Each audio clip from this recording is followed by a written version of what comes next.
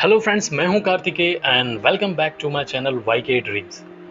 आज हम बात करने वाले हैं ऑस्ट्रेलिया के जो पीआर पॉइंट कैलकुलेशन है वो किस तरीके से होते हैं, किस लैब में कितने पॉइंट आपको मिलते हैं उस बारे में। और मैं आपको ये भी बताऊंगा कि कौन से वीज़ा सब क्लास में आपको कितने पॉइंट एडिशनल दिए जाते हैं। तो चलिए शुरू करते हैं आज के इस वीडियो को। सबसे पहली कैटेगरी जो पीआर पॉइंट कैलकुलेशन में आती है वो है एज। अगर आपकी एज 18 टू 24 ईयर्स के बीच में है तो उसके लिए आपको 25 पॉइंट्स मिलेंगे। अगर आपकी एज 25 से लेकर 32 ईयर्स के बीच में है तो उसके लिए आपको 30 पॉइंट मिलेंगे। अगर आपकी एज 33 ईयर्स से लेकर 39 ईयर्स के बीच में है तो उसके लिए आपको 25 पॉइंट्स मिलेंगे। अगर आपकी एज 40 ईयर्स से लेकर 44 ईयर्स के बीच में है तो उसके लिए आपको 15 पॉइंट्स मिलेंगे। आपने मार्क किया होगा कि जो एज स्लैब है 25 टू 32 ईयर्स के बीच में, उसमें सबसे ज़्यादा 30 पॉइंट्स मिलते हैं। So this is the best time to apply for the PR of Australia. Second category है वो है इंग्लिश लैंग्वेज एबिलिटी। अगर आपके आइल्स में 6 बैंड हैं सारे सेक्शन में तो उसके लिए आपको कोई भी पॉइंट नहीं मिलेगा, पर फिर भी आप पीआर अप्लाई कर सकते हैं। सेकंड जो कैटेगरी आती है इंग्लिश प्रोफिशिएंसी में वो है प्रोफिशिएंट इंग्लिश। अगर आपके आइल्स में 7+ बैंड हैं सारे सेक्शन में तो उसके लिए आपको 10 पॉइंट्स मिलेंगे। अगर आपके आइल्स में 8+ बैंड हैं सारे सेक्शंस में तो उसके लिए आपको 20 पॉइंट्स मिलेंगे, जिसको हम सुपीरियर इंग्लिश कैटेगरी कहते हैं। उसके बाद की जो स्लैब आती है वो है ऑस्ट्रेलियन एजुकेशन एंड क्वालिफिकेशन। अगर आपने ऑस्ट्रेलिया में रह के 2 ईयर्स की स्टडी कंप्लीट की है तो उसके लिए आपको 5 पॉइंट्स मिलेंगे। उसके बाद है अगर आपने ऑस्ट्रेलिया में रीजनल एरियाज़ में रहते हुए 2 ईयर्स की स्टडी कंप्लीट की है तो उसके लिए आपको एडिशनल 5 पॉइंट्स मिलेंगे। ये सिर्फ उन्हीं कैंडिडेट्स के लिए है जिन कैंडिडेट्स में रीजनल एरियाज़ में रह के 92 वीक्स की अपनी स्टडी कंप्लीट की है। रीजनल एरिया से रिलेटेड मैंने एक वीडियो बनाया था, थोड़े दिन पहले ही मैंने पोस्ट किया है। जिस किसी ने भी वो वीडियो देखा नहीं है और आपको रीजनल एरियाज़ पे और ज़्यादा नॉलेज चाहिए तो आप उस वीडियो को जाके देख सकते हैं। मैं उस वीडियो का लिंक मेरे डिस्क्रिप्शन में डाल दूँगा। सेकेंड स्लैब है वो है specialist education qualification. Specialist education qualification से मतलब है जैसे कि आपने किसी एक special category natural and physical science या फिर आईटी इंजीनियरिंग या टेक्नोलॉजी से रिलेटेड कोई भी एक स्टडी 2 ईयर्स तक की है, या फिर कोई भी डॉक्टरल रिसर्च से रिलेटेड कोई भी एक स्टडी आपने 2 ईयर्स तक की है तो उसके लिए आपको 10 पॉइंट्स मिलेंगे। फिर अगला स्लैब आता है वो है प्रोफेशनल ईयर। अगर आपने ऑस्ट्रेलिया में रह के इंजीनियरिंग, अकाउंट्स या आईटी प्रोफेशनल की तरह एक प्रोफेशनल ईयर कंप्लीट किया है तो उसके लिए आपको एडिशनल 5 पॉइंट्स मिलेंगे। उसके बाद की कैटेगरी है क्वालिफिकेशन। अगर आपने आपकी होम कंट्री में रहते हुए पीएचडी की है तो उसके लिए आपको 20 पॉइंट्स मिलेंगे। अगर आपने बैचलर या मास्टर डिग्री की है तो उसके लिए आपको 15 पॉइंट्स मिलेंगे। अगर आपने कोई भी ट्रेड डिप्लोमा किया है तो उसके लिए आपको 10 पॉइंट्स मिलेंगे। उसके बाद आता है ओवरसीज़ वर्क एक्सपीरियंस। अगर आपने आपकी होम कंट्री या किसी भी कंट्री में 8 ईयर्स प्लस वर्क किया है तो उसके लिए आपको 15 पॉइंट्स मिलेंगे। अगर आपने 5 ईयर्स से लेके 8 ईयर्स के बीच में काम किया है तो उसके लिए आपको 10 पॉइंट्स मिलेंगे। अगर आपने 3 ईयर्स से लेके 5 ईयर्स के बीच में काम किया है तो उसके लिए आपको 5 पॉइंट्स मिलेंगे। अगर आपका वर्क एक्सपीरियंस 3 ईयर्स से कम है तो उसके लिए आपको कोई भी पॉइंट नहीं मिलेगा।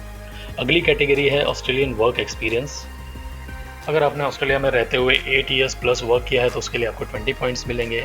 अगर आपने 5 ईयर्स से लेके 8 ईयर्स के बीच में काम किया है तो उसके लिए आपको 15 पॉइंट्स मिलेंगे।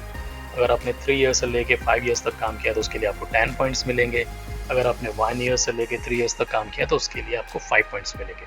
अगर आपका एक्सपीरियंस ऑस्ट्रेलिया में रहते हुए लेस देन 1 ईयर है तो उसके लिए आपको कोई भी पॉइंट्स नहीं मिलेंगे। जो भी एप्लीकेंट मैरिड हैं और वो उनके साथ में मिलकर पीआर अप्लाई कर रहे हैं तो ये स्लैब उनके लिए है, और उनके लिए भी है जो सिंगल है।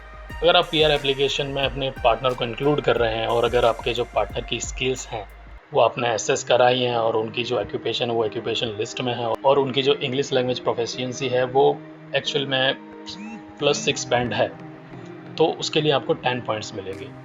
अगर आपके पार्टनर की जो ऑक्यूपेशन है वो ऑक्यूपेशन लिस्ट में इन डिमांड नहीं है पर उनकी इंग्लिश अच्छी है और उनकी इंग्लिश में 6 बैंड प्लस है तो उनको 5 पॉइंट मिलेंगे। अगर आपके पार्टनर के पास इन दोनों में से कोई भी स्किल नहीं है तो उन्हें एक भी पॉइंट नहीं मिलेगा।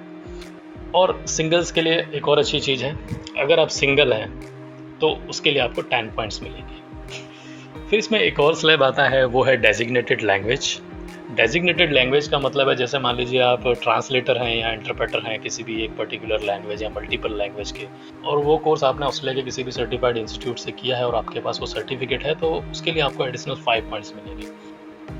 जो मिनिमम रिक्वायरमेंट है पीआर वीज़ा अप्लाई करने के लिए ऑस्ट्रेलिया का उसमें आपको मिनिमम 65 पॉइंट्स क्रॉस करने होते हैं। अगर आपके ओवरऑल स्कोर 65 नहीं हो रहा है तो आप अपनी पीआर की फाइल नहीं रख सकते। अब हम बात करते हैं जो वीज़ा सब क्लासेस हैं जिनमें लोग अपना पीआर वीज़ा फाइल करते हैं उसके बारे में।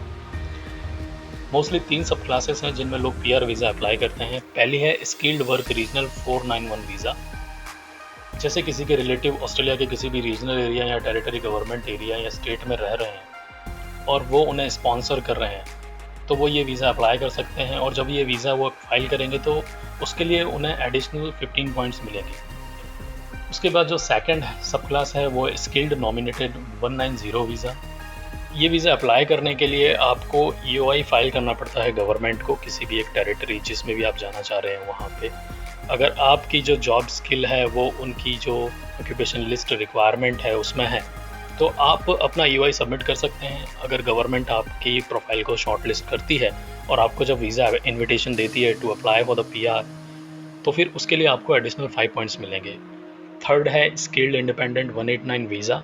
इस वीज़ा में आपको कहीं से भी कोई भी नॉमिनेशन नहीं मिलता, ना किसी गवर्नमेंट से, ना किसी एम्प्लॉयर से, ना किसी फैमिली मेम्बर से। इसमें आपको इंडिपेंडेंटली वीज़ा फाइलिंग करनी पड़ती है।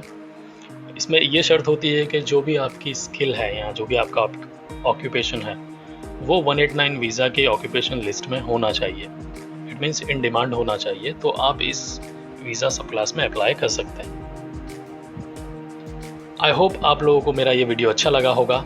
अगर आपको अच्छा लगा then please hit the like button and subscribe to my channel for the future updates on Australia immigration and Australia student visa. Thank you, thanks for watching, stay safe and stay healthy.